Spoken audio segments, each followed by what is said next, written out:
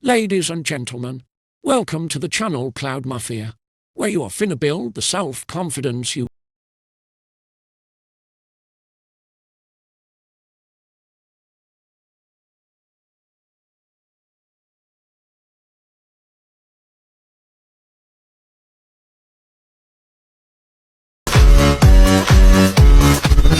Hani silahı bırakmıştın?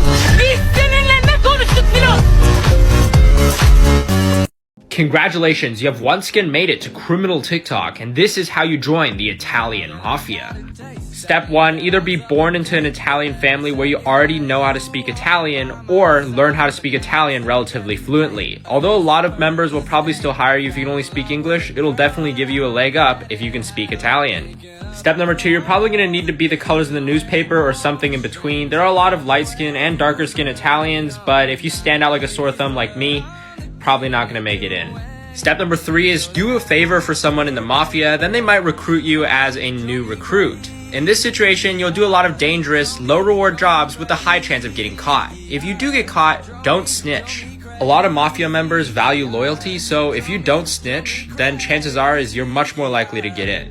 Now finally, go ahead and reach out to your wife friend who's suspiciously into pizza and spaghetti. Chances are he might be a secret Mafia member who could get you high up. And also follow to stay on criminal TikTok. Sorry to bother you.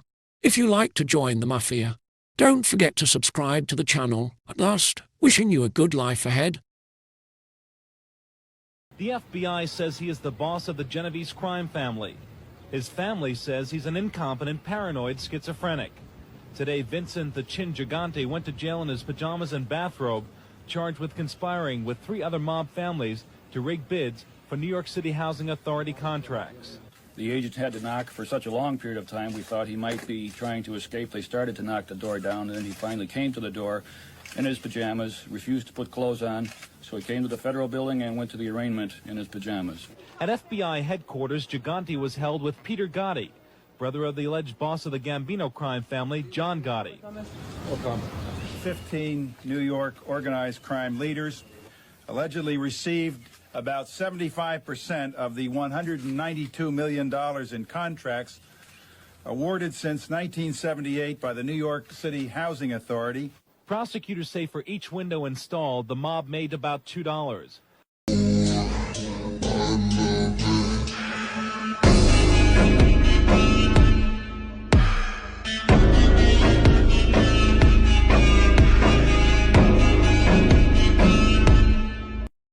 With respect to the charge of conspiracy in the 5th degree, how say you with respect to defendant John Gotti, guilty or not guilty?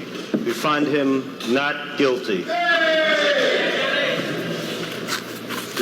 If you folks say anything else, you will not leave the building for the next 30 days. And if you think I'm kidding, I invite you to try it. If you folks can be calm, we will continue with this. If you can't be, we'll interrupt the proceedings. Please continue. As to the second count of the indictment, charging the defendant John Gotti with the crime of assault in the 1st degree, do you find the defendant guilty or not guilty? We find the defendant not guilty. Tommy had a rough reputation. To me, he was crazy. Okay, so allegedly killed a lot of guys. I believe a lot of that to be true. A lot of stories that I heard. Again, I met Tommy, I think 2 or 3 times with Henry, and once at Jimmy Burke's place, the Robert Lounge, I think it was again. I wasn't particularly fond of him. You know, he wasn't one of the guys that I would hang out with. He was a pretty violent guy. But guys like that don't last in this life. You need to understand that. You know, are you afraid of a guy like that? Well, he's a loose cannon. You don't know what he's going to do. So, yeah, you're on your guard with somebody like that because you don't know. Well, what happened with him? That scene where Henry and Jimmy and Tommy killed bats, that's true.